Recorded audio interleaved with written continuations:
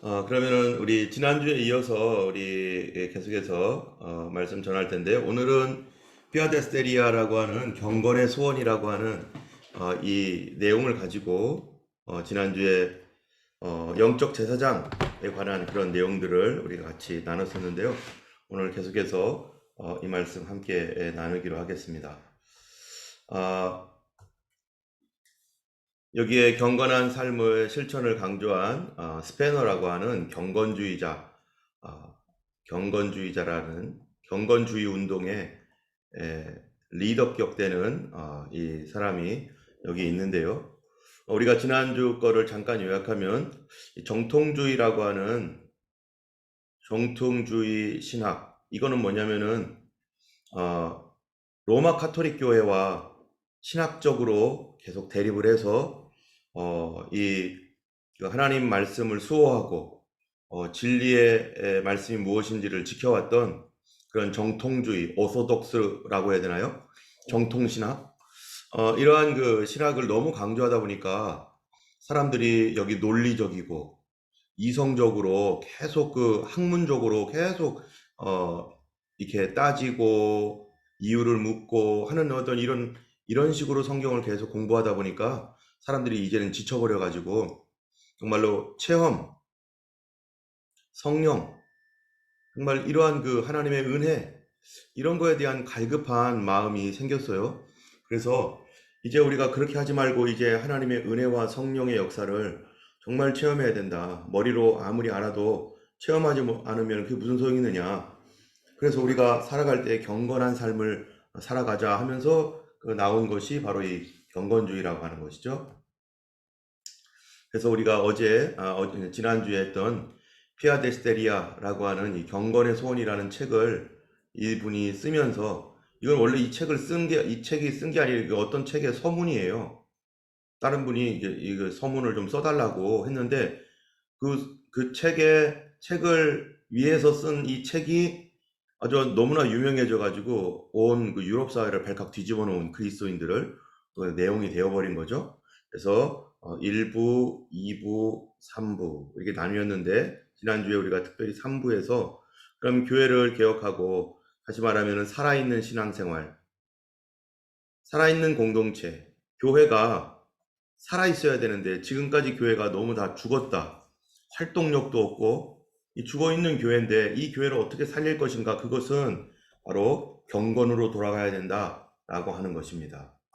그래서 우리가 아는 대로 이 바른 믿음도 중요한데, 바른 믿음이라는 것이 굉장히 중요한데, 그래서 그 바른 믿음을 도대체 바르게 믿어서 어떻게 하라는 거냐? 그거는 뭐였어요? 뭐가 없었죠? 바른 실천. 바른 실천이 없었다는 거예요. 그냥 머릿속에 믿음은 이런 거야. 이렇게 믿어야 돼. 이게 바른 믿음이지 하는 그러한 어떤 교리적이고 또 이런 그 이론적인 이 교리와 이론은 참으로 대단한데, 근데 실천이 없는 거예요. 실천. 어떤 실천이겠어요? 사랑의 실천, 경건의 실천, 이런 실천이 없는 거였었어요.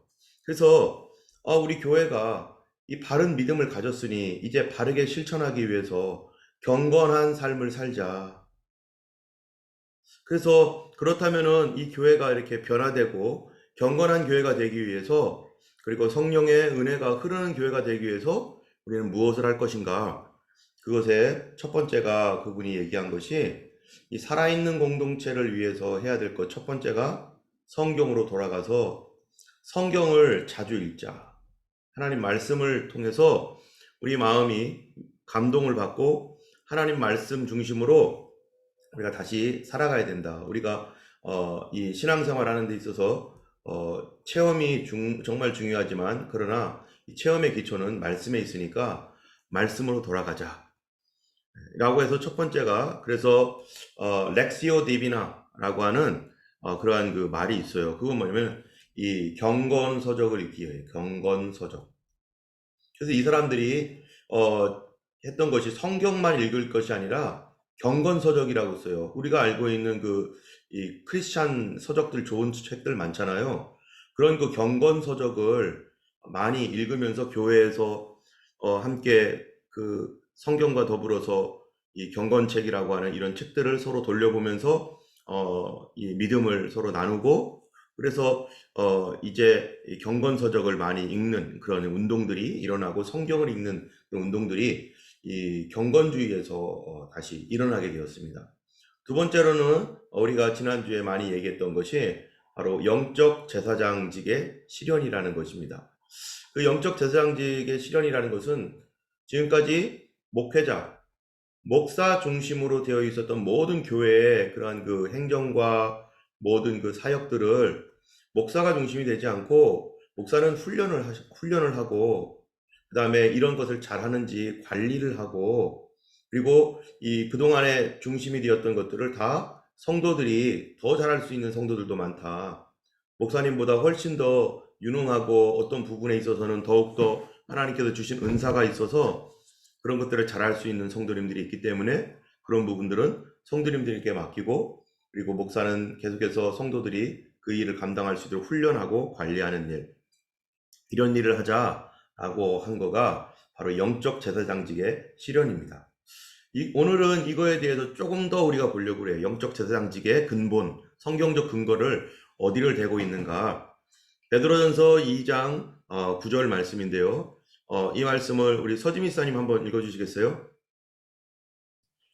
그러나 너희는 택하신 족속이요 왕 같은 제사장들이요 거룩한 나라요 그의 소유가 된 백성이니 이는 너희를 어두운 데서 불러내어 그의 기이한 빛에 들어가게 하신 이의 아름다운 덕을 선포하게 하려 하심이라. 네. 우리가 영적 제사장이다라고 할 때 구약 성경에서는 바로 제사장은 누굽니까? 아론 가문이어야만 제사장이 되었습니다. 제사장이라는 것이 뭡니까? 제사장의 의미는요, 여기 사람이 있습니다. 여기 하나님이 있습니다. 사람이 직접적으로 하나님께 갈 수 없기 때문에 중간에 제사장을 두어서 이 하나님을 온전히 섬기고 하나님께 집중하는 이 제사장을 통해서 하나님께로 나아가는, 그래서 사람과 하나님 사이에 다리 놓는 사람, 그런 그 존재로서 제사장이 있었어요. 그래서 이 제사장 제도가 구약시대 때는 아론 계통이었는데 신약으로 오면서 성전이 사라졌죠. 성전을 통해서 하나님께 늘 나아갔는데 이 성전이 사라지고 나니까 제사장이 사라졌어요. 그러면은 제사장의 어떠한 그 스피릿, 제사장 정신이 있을 거 아니겠어요? 하나님께서 제사장을 이 땅에 주셨던 그 이유가 있을 거 아니겠어요? 그 의미가 뭐냐면은 하나님과 사람을 연결시키는 존재라고 하는 의미가 있잖아요. 근데 하나님과 사람을 연결시키는 존재로서 구약에는 이 하나님의 백성인 이스라엘과 하나님을 연결시켜주는 존재로서 이 성전이 필요했고 제사장이 필요했는데, 지금은 그런 그 구약 시대에 성전도 없고 제사장직도 없어요. 그러면은 누구와 누구를 연결시켜 주느냐? 하나님과 사람을 연결시켜 주는데, 그러면은 이 하나님과 사람을 연결시켜 주는 이 제사장이 누군가? 과연 목사인가? 아니라는 거예요. 이 제사장이 바로 우리 모든 교회라는 겁니다. 교회. 그럼 교회는 목사만 있는 게 아니라 성도들도 있어요. 그래서 교회 자체가 제사장이고, 그 제사장 직분을 감당할 사람들은 교회이고, 그리고 그 안에 성도들이 이 모든 일에 안 믿는 사람과 불신자들과 하나님을 연결시켜주는 이 중간자로서 이 바로 이게 교회 또는 성도, 이러한 존재들이 제사장이라는 것입니다. 그래서 오늘날 교회는 제사장이에요. 영적 제사장. 교회 전체가. 여러분들도 영적 제사장이라고 하는 것이죠. 왜냐면은 안 믿는 사람과 하나님을 중매하듯이 연결해서 예수 믿으라고 하고 교회 나오자고 하고, 이게 다 제사장이 하는 일 아니겠어요? 그래서 우리는 다 이 신약 성경에서는 우리가 다 영적 제사장이다. 그런 의미를 이 어디에서 우리가 말씀 속에서 찾느냐면은 바로 베드로전서 2장 9절 말씀인 것입니다. 그래서 너희는 택한 족속이다. 왜 택했죠? 여기서 택한 족속이라고 했는데 우리를 왜 택했어요? 구약 시대에는 하나님과 세상을 이 이스라엘이라는 나라가 연결시켜주는 존재로 사실은 택했어요. 마찬가지로 교회처럼. 근데 이스라엘은 이 세상과 하나님을 연결시켜주는 존재로서의 그 사명을 잘 감당하지 못했습니다. 그래서 하나님께서 이스라엘을 폐하시고 교회를 세상과 하나님을 연결시켜주는 존재로 택하셨고, 그 존재가 성도들이죠, 성도. 그리고 이러한 그 택하신 족속이면서 동시에 왕 같은 제사장들이다. 우리가 바로 제사장이다. 그래서 마르틴 루터가 종교개혁을 할 때 만인 제사장설이라는 그러한 그거를 들고 나왔어요. 이 카톨릭이 너네들만 제사장인 것처럼 하면서 다른 사람들하고 계급을 만들어 놓고 이 랭크를 만들어 놓고 자기는 거룩한 척하고, 또 여러분 그 카톨릭에서 그 뭐죠? 성찬할 때요. 이 사람도 어떻게 합니까? 카톨릭의 그 사제들은요. 떡과 포도주 다 먹습니다. 그런데 평신도들 있잖아요. 평신도들은 떡만 먹어요. 벌써 이게 계급을 만들어 놓고서 우리들은 더 거룩하니까 포도주까지 먹고 당신들은 더 아래에 있으니까 떡만 먹고, 이런 식으로 이 하이라키를 만들어 놓고 랭크를 만들어 놓고 이러한 이 구조를 만들어 놓고서 평등이 아니라 이러한 그 불평등한 이런 구조를 만들어 놓고 사람들을 억압해 왔고 위에서 이렇게 눌렀죠. 그러니까 마르틴 루터가 성경을 보니까 그건 아니다. 우리 모두가 제사장이다. 그래서 이 말씀대로 우리는 다 왕 같은 제사장인데, 이 어떠한 의미에서 왕 같은 제사장이라고요? 하나님과 불신자의 세계를 연결해주는 그러한 그 존재로서 왕 같은 제사장들이고, 그게 바로 교회이고, 교회에는 성직자만 있는 것이 아니라 더 많은 성도들이 있다는 거죠. 우리 모두가 그러므로 제사장 역할을 감당해야 되고, 그래서 우리는 거룩한 나라이고 그의 소유된 백성이 되는 것이다. 이렇게 영적 제사장직에 대하여 이러한 근거가 있는 것이죠. 또 교회 구조에 대하여서는, 그럼 우리가 영적 성도들의 아이덴티티는 영적인 제사장인데, 그러면은 교회는 뭐냐? 교회의 아이덴티티는 뭔가? 거기에 관련된 근거는 뭔가? 교회는 어떤 이 집단이잖아요. 그룹이단 말이에요, 그룹. 그럼 교회는 도대체 무슨 그룹인가? 우리가 예수 믿는 사람들이 모였잖아요. 그래서 마태복음에 있는 대로 주는 그리스도시요 살아계신 하나님의 아들입니다 라고 하는 신앙 고백의 그룹, 신앙 고백을 가진 사람들의 모임이에요. 그럼 이 모임이 모이게 되면 도대체 이 모임의 성격은 뭔가? 그러면 교회는 도대체 뭔가라고 하는 것에 대하여 좀 더 우리가 자세하게 봐야 된다는 거죠. 지금 우리가 뭐를 얘기하고 있냐면은 이제 크리스찬이 이 미궁이라는 곳에 가서 사람들과 대화하면서 교회가 뭔지를 배워가는 과정에서 지금 오늘 이 말씀까지 나간 것입니다. 요한복음 8장 31절 32절 이 두 말씀을 우리 재영 권사님께서 한번 읽어주시면 고맙겠습니다.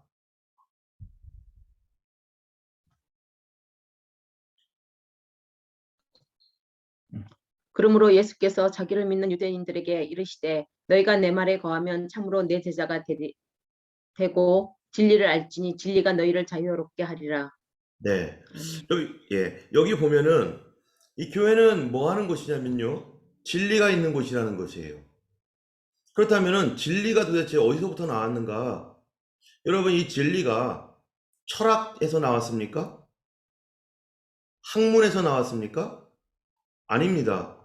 진리는 철학이나 학문에서 온 것이 아니라 이 하나님의 말씀에서 나왔고, 예수 그리스도의 말씀에서 나왔고, 예수님의 말씀도 어떻게 해야지만이 알아듣습니까? 성령의 조명을 받아야 돼요.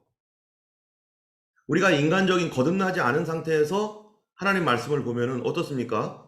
무슨 말씀인지 모르고 믿음이 안 생겨요.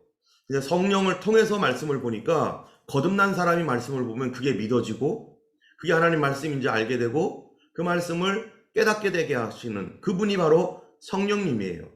때문에 교회가 진리 가운데 있으려면은 바로 교회는 이 영적인 구조를 갖게 되어 있다는 것입니다. 성령님께서 주시는 그러한 그 은혜를 가지고 예수 그리스도를 믿는 그 믿음의 모임이 생겨나는 것이죠. 왜냐하면 주는 그리스도시요 살아계신 하나님의 아들입니다 라고 하는 이 고백은 성령으로 하는 거거든요. 성령으로 아니하고서는 예수를 주시라 할 수 없느니라. 그렇다면 이 교회는 예수님을 주로 고백하는 모임인데, 예수님이 주님이라고 고백하는 모임은 성령의 조명이 있어야 되고, 성령의 조명하에 우리는 예수님의 말씀을 진리로 이해할 수 있게 되는 거죠. 그렇기 때문에 교회는 바로 성령의 은혜와 이 성령의 역사 가운데 영적인 존재로서 그런 뭐를 갖게 되냐면은 사람의 모임이니까 구조를 갖게 된다는 거예요. 영적인 구조. 자, 세상적인 구조와 영적인 교회의 구조가 어떻게 다를까요? 세상적인 그 구조는요, 그냥 사람들 모이면 돼요. 뭐 예를 들어서 시장이다. 그럼 옷 팔러 오고 땅 팔러 오고 이렇게 돈 밖으로 오고, 그냥 아무런 그 어떤 그 돈을 벌고자 하는 어떤 모임으로서의 어떤 이런 구조를 가질 수 있죠. 또 직장, 우리가 유명한 아주 좋은 직장이다. 삼성이라든지 또는 뭐 휴레패커드라든지 뭐 이런 여러 그런 그 직장들 보면은 모임 보면은 거기 모임에 어떠한 이 정신이 있잖아요. 돈을 벌어야 된다. 또는 사회봉사 모임, 그런 봉사 모임에는 사람들을 도와야 된다 라고 하는 이런 모임의 스피릿, 정신이 있는 것처럼 교회는 바로 진리이신 예수 그리스도를 주로 섬기고, 성령님께서 그 모임을 주관하시고 성령님께서 모이게 하셔서 예수님을 섬기게 하는 그러한 교회이기 때문에, 그러한 그 스피릿 안에서 교회는 어떤 스트럭처, 구조를 가질 것인가. 돈을 벌려면은 돈을 버는 구조를 가져야 되잖아요. 만약에 어떤 사람이 배를 만들었어요. 그러면은 배가 그냥 이 가까운 곳에서 고기를 잡는 배면은 막 원양어선처럼 엄청나게 크게 만들 필요가 없죠. 근데 멀리 나가서 이 고기를 잡아야 되는 배는 그렇게 큰 구조를 만들어야 되는 것처럼, 이 교회는 교회의 목적에 맞는 구조를 가지고 있어야 됩니다. 스트럭처. 바로 그러한 교회의 목적에 맞는 구조가 어떤 것인가, 영적 구조에 대해서 성경에서는 이 로마서와 고린도전서에서 이게 말을 하고 있는데요. 영적 구조에 대해서 우리가 보고 교회는 이런 구조로 되어 있구나, 그리고 교회는 이렇게 사역하고 이런 일을 하는 곳이 교회구나라는 걸 우리가 알아야 됩니다. 자, 로마서 12장 5절에서 8절까지를 우리 그 피나 집사님 한번 읽어주시겠어요? 영어로? So in Christ we who are many form one body, and each member belongs to all the others. We have different gifts according to the grace given us. If a man's gift is a prophesying, let him use it in the proportions to his faith. 예, 그 다음에요. 계속이요. If it's serving, let him serve. If it's teaching, let him teach. If it's encouraging, let him encourage. If it is contributing to the needs of the others, let him give generously. If it's leadership, let him govern diligently. If it's showing a mercy, let him do it cheerfully. 네, 감사합니다. 자, 여기에 보면 교회의 영적 구조가 여기에 둘로 이렇게 나와 있는데요. 자, 어떻게 되어 있냐면요. 영적 교회의 구조가 첫 번째는요, 그리스도 안에서 한 몸이다. 이게 뭡니까? 우리 많은 사람이 그리스도 안에서 한 몸이다. 이게 교회라는 뜻이에요. 우리가 주님 안에서 한 몸인데 서로 지체가 되었다. 그 얘기는 교회에는 어떠한 그 교회가 하는 일들로 인해서 여러 가지 기구들이 있는 거죠. 예, 인스트럭션이는가요? 뭐라고 하는 거죠? 인스티튜션? 여러 가지 교회의 그런 기구들이 있는 거죠. 서로 성도들이 있는 거예요. 성도들이. 교회의 구성원으로서 많은 성도들이 있고, 이 성도들이 하는 일이 있다는 거예요.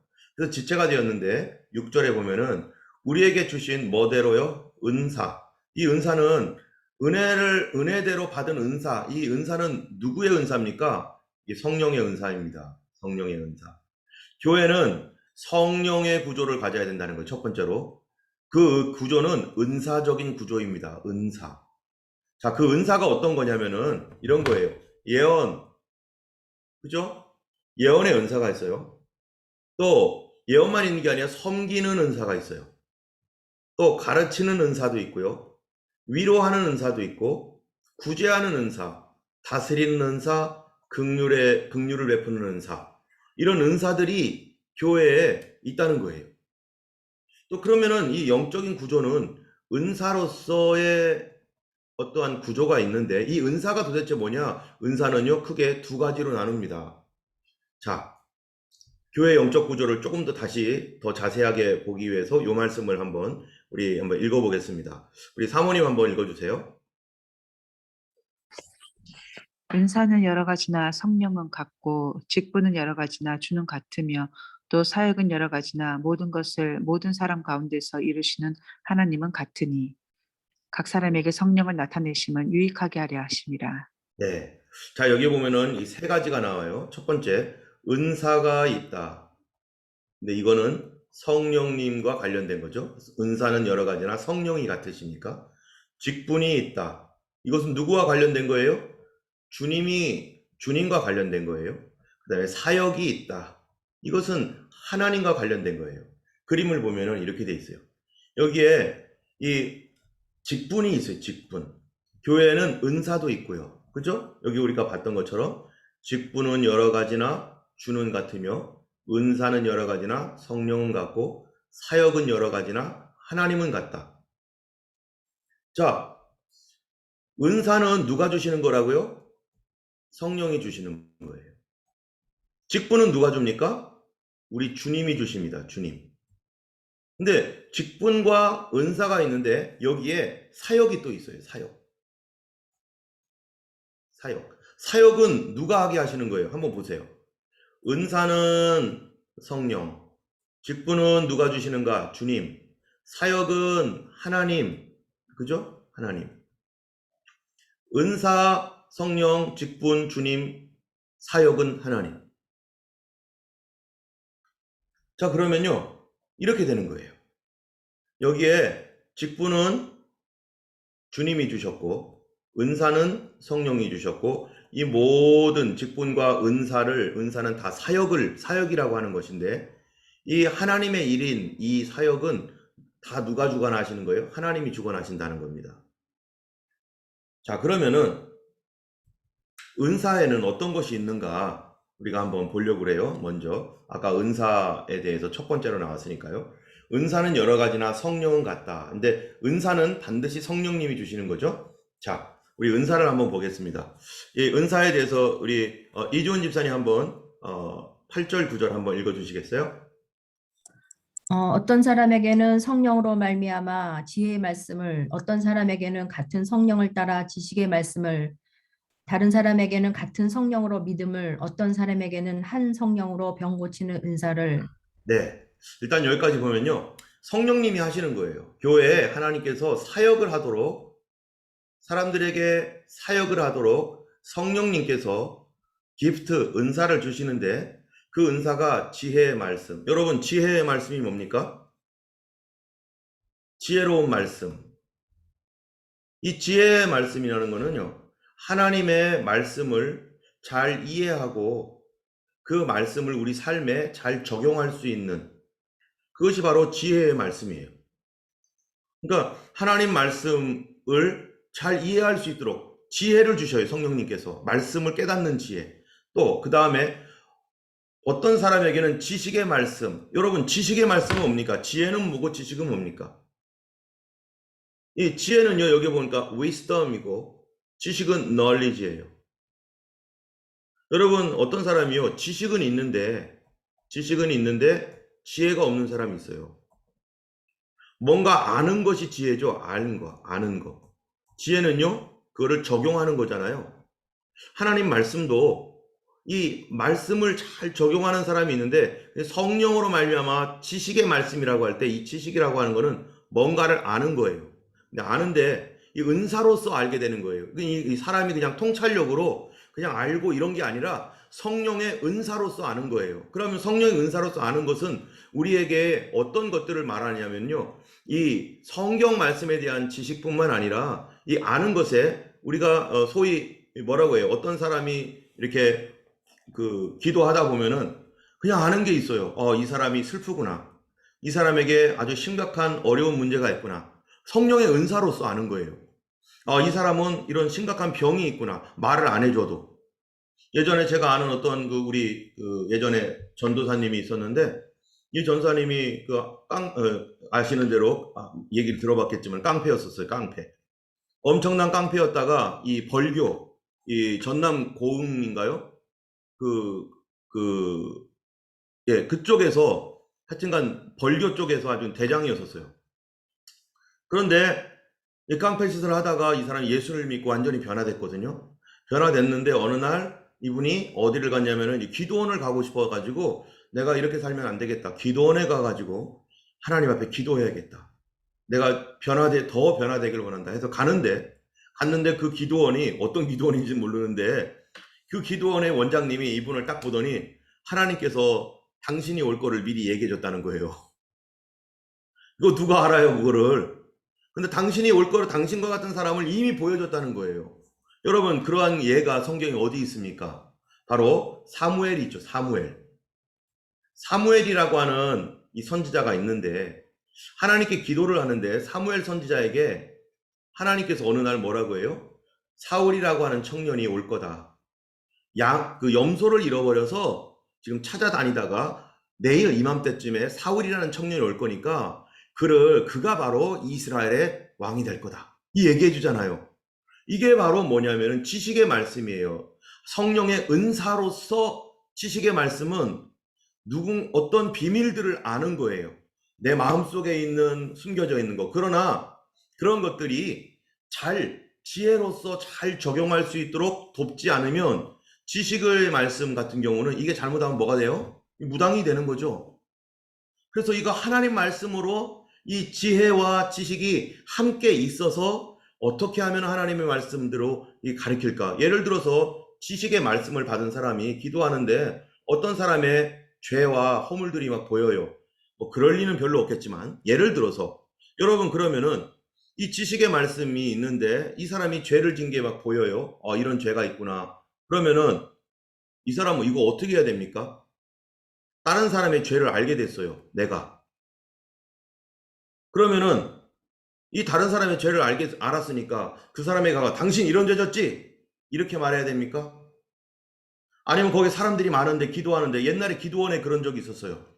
이 은사를 받은 사람이 있는데 기도원에서 막 기도를 하는데 어떤 자매님이 있는데 기도를 하다 보니까 이 사람이 어떠한 영적인 범죄와 문제를 이렇게 알게 된 거예요. 그냥 이게 지식의 은사를 받아서. 그러니까 이 사람이 마이크 대고 당신 무슨 죄 졌죠? 여러분 이렇게 하면 어떻게 되는 거죠? 자기가 얼마나 잘 맞추는지 알아맞추는지를 사람들에게 보여주는 거예요. 이게 은사가 내가 얼마나 신령한지를 사람에게 이렇게 보여주는 그러한 걸로 그래서 내가 높아지는 걸로 하나님이 주신 겁니까? 그게 아니죠. 말씀이라는 거예요. 지식의 말씀이라고 하는 것은 하나님 말씀 안에서 이거를 풀어나가야 되는데 그것 때문에 그 사람 상처받고 모든 사람이 자기가 죄인이라는 거를 다 죄인이긴 하지만 그런 것들이 막 적나라하게 드러나고 어떤 때는요 방언한다면서 방언으로 막 기도하면서 이 사람의 죄가 어떤 잘못된 것들 부족한 것들이 보이면요 그거를 방언을 하면서 그대로 막 통변을 해버려요. 여러분 이게 정상입니까? 이거는 비정상입니다. 이거는 사단이 하는 일이에요. 이게 그것이 혹시 하나님의 은사로서 주어졌다 하더라도 이것을 바르게 적용하는 지혜가 있어야 되는데 하나님의 성령의 지혜는 뭡니까? 예언이나 이런 것들은 덕을 세우는 거 아니겠어요? 그 한 사람의 영혼에 덕을 세우고 그 사람의 부족한 것은 가려주고 예수님께서 우리 죄를 가려주기 위해서 십자가에 달려 죽으셨는데 내가 하나님 앞에 고백하는 것은 내 자신이 스스로 하나님 앞에 고백할 때 그때 우리의 죄를 가려주시고 용서하시는데 예수님이 드러냅니까? 죄를? 그렇지 않습니다. 개인의 죄를 심지어 우리 유다 보세요. 유다도 그가 분명히 잘못했어요. 그런데 예수님이 12 제자 앞에 죽을 때까지 얘기를 안 하는 거예요. 지금 뻔히 끌려가는데도 유다가 그렇다라고 예수님 절대 얘기를 안 해요. 이게 바로 하나님의 지식의 말씀이고 하나님께서 주시는 그 지혜의 말씀을 응용하는 건데 이거를 덕을 세우는 게 아니라 자기 자랑하려고 내가 얼마나 잘 맞추는지 봐. 너 당신 어제 뭐 했지 뭐 했지. 이거는 무당이나 하는 짓이죠. 옛날에 이것 때문에 한국 교회가 얼마나 이 비상식적이고 비이성적인 지탄을 받고 은사를 줬지만 그 은사를 활용하지 못함으로 말미암아서 다른 사람을 상처내 가지고 차라리 은사가 없었으면 나을 뻔했는데 이런 일들 얼마나 많습니까?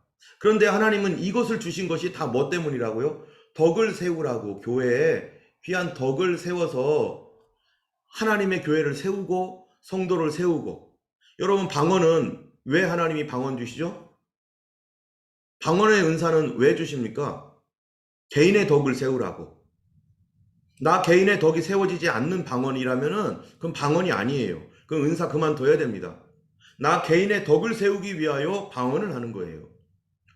모든 사람에게 유익을 주고. 그 덕이 뭡니까? 우리가 그 다음 말씀이 방언에 대한 것이 있는데, 어떤 사람에게는 능력 행함을, 어떤 사람에게는 예언을, 어떤 사람은 영분별을, 어떤 사람은 방언을, 어떤 사람은 방언 통역을. 이게 다 뭐냐면은 사람의 능력을 초월하는 하나님의 은사예요. 그래서 교회의 성도들에게 이런 은사들을 하나님 각각 나눠주시는데, 그것은 이 한 성령이 나눠주시는 일인데 그 뜻대로 하나님의 사역을 하라고. 그런데 이 방언은 뭐 때문에 한다고요? 아까? 개인의 덕을 세우기 위해서. 그런데 내가 방언을 하는데 내 덕이 아니라 자꾸 사람을 깔아내리고, 방언하면 할수록 내 자신이 막 다른 사람에게 드러나가지고 교만해지고. 예를 들어서 내가 방언하는데 저 사람은 방언 못해요. 그러면은 아유 방언도 못하고서 도대체 뭐 했어? 그러면 방언 아무나 받는 건데 그런 것도 못 받았냐고 이러면서. 그리고 방언을 할 때 다른 사람들이 막 그냥 나 얼마나 잘하는지 보라고 하는 듯이 막 방언을 막 그냥 아무 때서나 막 말하고. 공중 예배 기도 가운데 예를 들어서 그 사람이 뭐죠? 그 예배할 때 대표 기도를 하는데 막 방언으로 대표 기도해요. 여러분 이거 어떻게 써요 그러면은? 이거 말도 안 되는 일이죠. 예전에 제가 어떤 교회를 갔더니 능력 행하는 은사가 있었던 사람이 있었어요. 근데 은사가 나타나는데 난 지금 그 당시에는 와 이랬는데 지금 와서는 도대체 그거를 왜 했나? 이런 의문이 들어요. 뭐냐면은 장풍 쏘듯이 이렇게 해놓고요. 저 뒤에다가 그 교회 끝부분에다가 한 사람을 세워놨어요. 쓰라고. 섰어요. 그러더니 갑자기 이렇게 하는 거예요. 근데 저쪽에 있는 사람 몇 사람이 우르르 무너지는 거예요. 그냥 다 넘어가더라고요. 그 당시에는 제가 중학생 때였어요. 중학교인가 고등학교 때 집회 갔다가 그런 거 보면서 와 대단하다, 와 대단하다. 어떻게 하면 저런 은사가 나타나지? 나도 저런 거 있으면 좋겠다. 밤거리 돌아다녀도 무서움이 없겠다. 막 이런 마음에 주여 나도 막 저런 능력을 주세요. 그게 무슨 의미가 있어요? 사람의 덕을 세우고 교회를 세워야 되는데 그게 자기 자랑하는 것밖에 안 되는 거예요. 지금 와서 보니까 참 얼마나 교만한 하나님의 은사를 가지고 자기 자랑하는 이런 일들을 한국 교회가 이 은사를 사용할 줄 모르니까. 이거 다 하나님께서 교회의 덕을 세우고 개인적 덕을 세워나가기 위해서 하는 건데. 여러분 여기 예언의 은사가 있잖아요. 고린도전서 14장에 예언은 왜 하라고 합니까? 고린도서 14장에 보면은 방언은 자신의 덕을 세우는 것이고 예언은 교회의 덕을 세우는 거예요. 예언을 하는데 덕이 세워지지 않는 예언을 한다. 아까 말한 대로 당신은 앞으로 예를 들어서 힘들어 어려운 가운데 있는 사람인데 하나님께서 막 예언의 능력을 주셔서 이 사람에 대한 예언을 보여줬어요. 그런데 그 예언을 한다고 막 보이는 대로 다 얘기해줬어요. 그랬더니 이 사람이 실망해가지고 나 이렇게 힘들면 나 예수 안 믿을래요. 뭐 하면서 예언을 받았는데 굉장히 우리가 낙심된다. 그거 여러분 받으면 됩니까? 받으면 안 됩니까? 당연히 받으면 안 되죠. 예언은 덕을 세우기 위한 거예요. 교회를 덕스럽게 하고 사람들에게 믿음을 빌드업 시키는 것이 이게 은사이지 사람들을 깔아내리고 무너지게 하고. 그래서요 이런 것들을 또 따라가는 사람이 있어요. 자꾸 지적해주고 그리고 자꾸 누르면은 그거를 나는 그래도 나는 이런 욕을 먹어도 돼. 이런 사람이 있어요. 그 속에서 사단이 역사하는 겁니다. 하나님은 우리가 성경에 보면은 인간이 어떤 존재, 하나님의 형상을 닮은 존재예요. 비록 타락했어도 하나님은 우리를 그분의 형상을 따라 지으셨고 하나님이 보배롭고 고귀한 하나님의 자녀로 만들기 위해서 예수님의 피로 우리를 거듭나게 하셨는데 이 사람들이 은사를 받았다는 사람들이요. 이 예언이나 능력 행함, 영분별, 방언 통역, 방언 뭐 이런 것들을 막 하면서 은사를 행하는 그 사람에게 집중하게 하고 그리고 자기는 무슨 하나님처럼 받들게 하고 심지어 어떤 사람은요 이런 사람도 있었어요. 저도 옛날에 은사 집회 많이 참여하고 거기에 관심이 있어가지고 그런데 많이 다녔었어요. 근데 어떤 사람이 있냐면은 나한테 오려면은 헌금 갖고 오라는 거예요. 하나님 앞에 빈손 들고 오면 안 되니까 헌금 갖고 와서 기도받으라는 거예요. 그 당시에는 와 그래야 되나 보다 뭐 고등학교 때 뭐 이러니까 그래야 되나 보다 하고서 뭐 그랬는데 성경을 알면은 그게 얼마나 사기 짓을 하고 사기꾼인지 겉으로는 막 거룩한 척 하면서 이 사실은 자기 입속을 채리고 그걸로 돈벌이 하는 사람들 이런 사람들에게 순수한 성도들이나 초신자들이 얼마나 많이 속아서 마구짓거리 하는 사람들한테 얼마나 많이 속았는지 모릅니다. 여러분 혹시 은사가 나타나거나 또 이러한 어떤 일들이 있을 때 우리 겸손해야 됩니다.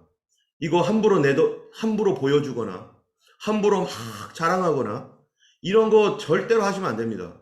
그것이 바뀌어버려요.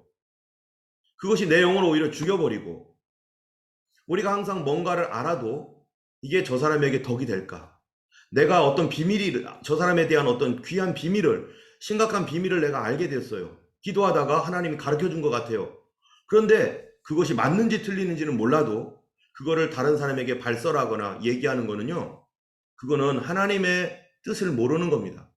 심각한 사단의 종로로 타게 될 가능성이 대단히 높습니다. 그거는 나와 하나님 사이에 분별을 하면서 그거를 알려주신 이유는 저 사람 위해서 기도하라는 거구나. 저 사람을 위해서 더 많이 기도하라는 거구나 하고 입을 다물고 있어야 되는데 이거를 전화를 해가지고 이 사람에게 얘기해주고 저 사람에게 얘기해주고 어디 가서 막 간증한다고 하면서 그 사람이 그 앞에 있는데 그런 얘기해주고 이거는 정말 큰일 날 일입니다. 그래서 어쨌든 뭐 이런 거는 너무나 많아요. 저도 경험한 것들도 있고 뭐 심지어 뭐 어떤 사람은요 이렇게 뭐 기도하면서 이렇게 자기가 기도해 준다고 하면서 손을 대면 사람들이 넘어가요. 그래서 저도 한번 가봤어요. 밀더라고요.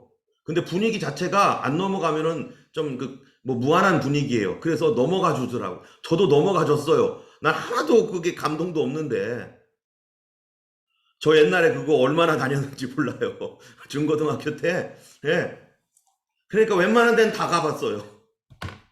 그런데 사기꾼들, 다 거짓말 치는 사람들, 진짜 은사는 있습니다. 그런데 그거 잘못 사용해가지고 자기를 막 완전히 교주처럼 높이고. 그런데요, 아이고 시간이 벌써 이렇게 갔네.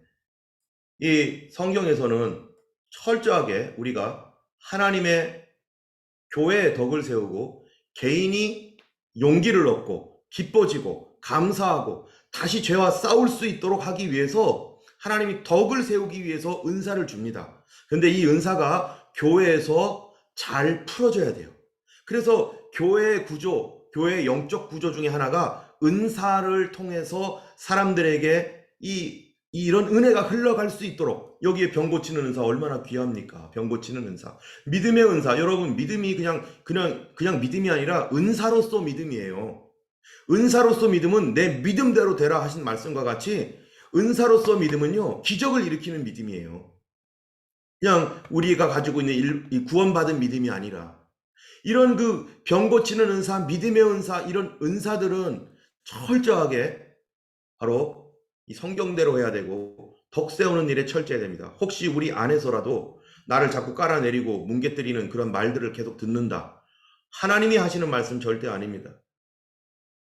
사단이 말하는 것이 대부분일 거예요. 근데 그거 따라가면은 나의 믿음 다 무너지고 깨지고 그리고 교회 안에서도 특별히 은사로서도 아니더라도 우리가 성도들 안에 덕스럽지 않은 말 이거를 서로 말해가지고 덕스럽지 않다 말하지 마셔야 돼요. 그리고 다른 사람의 어떠한 부정한 것이나 좋지 않은 것들을 전파하고 하는 것은 하나님 기뻐하는 것이 절대 아닙니다. 자, 어쨌든 교회는요, 바로 이 능력으로서의 은사가 이제 나타날 수 있도록 교회의 구조를 통해서 발현될 수 있도록 그런 교회 구조가 있어야 되는데, 이게 언제 있었냐면요, 초대교회 때는 이게 있었어요. 초대교회는 이 은사로서의 직분과 은사로서의 어떠한 이 사역들이 교회 안에 많이 있었고요. 오늘날에도 은사를 통해서 이런 영적인 은사, 초월적인 은사를 통해서 사역하는 어떠한 그런 좋은 교회도 많이 있습니다.